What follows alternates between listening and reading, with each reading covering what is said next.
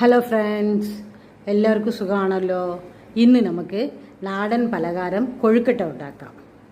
അതിന് ആദ്യം നമുക്ക് ഫില്ലിങ്സ് നമുക്ക് തയ്യാറാക്കാം. അതിന് 1 കപ്പ് തേങ്ങ എടുക്കണം, 1 കപ്പ് ശർക്കര, 5 ഏലക്ക പൊടിച്ചെടുക്കണം. ആദ്യം നമുക്ക് 1/2 ഗ്ലാസ് വെള്ളം ഒരു പാനിലൊഴിച്ച് ഈ ശർക്കര ഉരുക്കി അതിലുള്ള അഴുക്കും മണ്ണും എല്ലാം കൂടെ നമ്മൾ റിമൂവ് ചെയ്ത് കളയണം.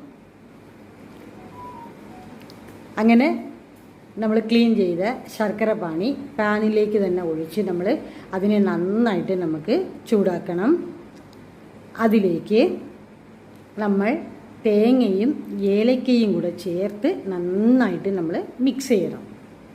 ഈ ശർക്കര പാനിയിൽ തേങ്ങയും ഏലക്കയും നന്നായിട്ട് നമ്മൾ മിക്സ് ചെയ്തെടുക്കണം, നന്നായിട്ട് യോജിപ്പിക്കണം. എന്നാൽ മാത്രമേ ആ ഫില്ലിങ്സ് നല്ല ടേസ്റ്റി ആകത്തുള്ളൂ.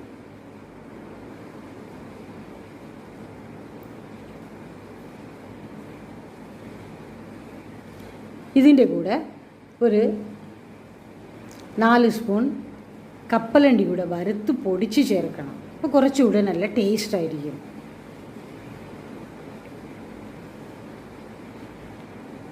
ഇത് കഴിഞ്ഞ് ഇടിയപ്പത്തിന് മാവ് കുഴയ്ക്കുമല്ലോ, അതുപോലെ നമുക്ക് മാവ് കുഴച്ച് എടുത്ത് വയ്ക്കണം. ചൂടുവെള്ളത്തിൽ 1 നുള്ളു ഉപ്പിട്ട് മാവ് കുഴച്ച് എടുത്ത് വയ്ക്കാം. തേങ്ങയുടെ ഫില്ലിങ്സും കൂടെ അവിടെ എടുത്തു വച്ചിട്ടുണ്ട്. നമുക്ക് മാവ് ഉരുളകളാക്കി അതിനെ നന്നായിട്ട് സ്പ്രെഡ് ചെയ്തതിന് ശേഷം അതിൻ്റെ അകത്ത് ഈ ശർക്കരയുടെ തേങ്ങയുടെയും ഫില്ലിങ്സ് വെച്ച് ഉരുട്ടി ഇഡലി പാത്രത്തിൽ വെച്ച് വേവിച്ചെടുക്കണം. 10 മിനിറ്റ് ഒരു മീഡിയം ഫ്ലെയിമിൽ വേവിക്കണം. നല്ല ടേസ്റ്റിയായ ഹെൽത്തിയായ നമ്മുടെ നാടൻ പലഹാരം കൊഴുക്കട്ട തയ്യാറായി.